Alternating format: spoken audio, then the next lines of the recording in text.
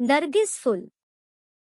आज आशी जब सुबह सुबह उठी तो खिड़की से बाहर देखते ही उसका चेहरा मुरझा गया। अरे कहाँ चले गए? कल तो यही थे। इतने महीनों से रोज सुबह दोनों को देखना उसकी आदत सा बन चुका था, और आज जब दोनों अपनी जगह पर नहीं थे तो आशी को कुछ खाली खाली सा लग रहा था।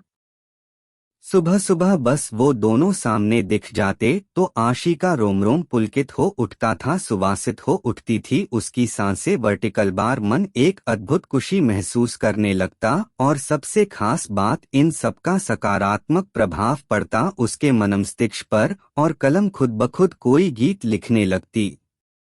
पता नहीं क्या जादू था उन नरगिसी फूलों में, बस देखते ही मन मचल उठता। शायद असीम का असीम प्यार भरा था उनमें। आखिर उसी ने तो आशी के जन्मदिन पर यह गमला उसे उपहार में दिया था, और फिर दोनों ने मिलकर उसमें नरगिसी फूलों का यह पौधा लगाया था।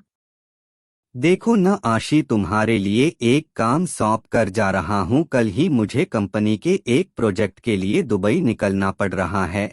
बस 6 महीने की ही तो बात है, फिर आते ही झट मंगनी और पट ब्याह। बस तब तक मेरी यादों को इस पौधे में संजोती रहना। असीम को आशी को बातों में उलझाना बड़े अच्छे से आता था।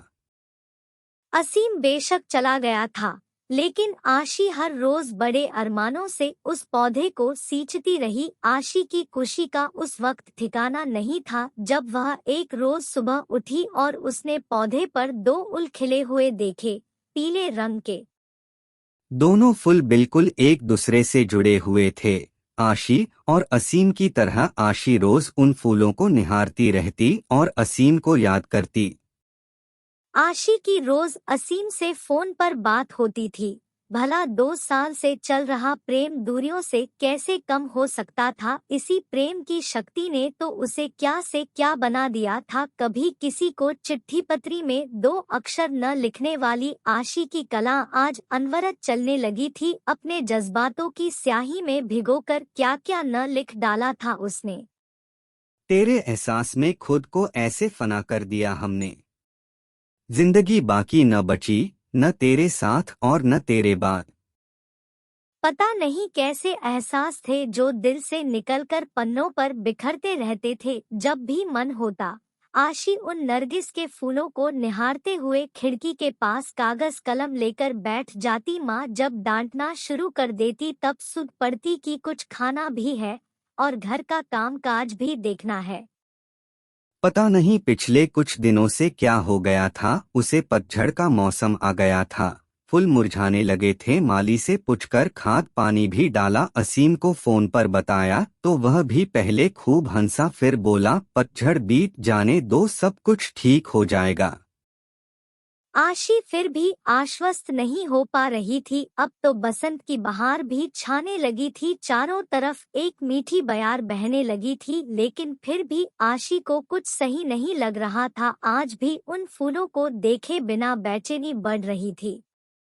आशी कागज कलम फेंक कर बाहर आ गई थी और गमले के आसपास ही चहलकदमी करने लगी। कुछ समझ नहीं आ रहा था कि क्या हो रहा है। इसी सोच में उसे यह भी ध्यान नहीं रहा कि काफी देर से बाहर की घंटी बज रही है। आशी, कहाँ खोई हुई हो? दरवाजे पर कब से घंटी बज रही है, ध्यान कहाँ है? माँ ने दरवाजे की ओर जाते हुए पूछा।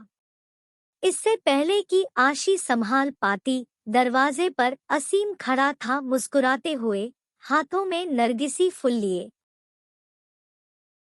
कहानी पढ़कर कहीं ना जाएं दोस्तों। नीचे कमेंट बॉक्स में जाकर अपना कीमती कमेंट हमें लिखकर जरूर भेजें। हमें आपके कमेंटों का इंतजार है और हमेशा रहेगा।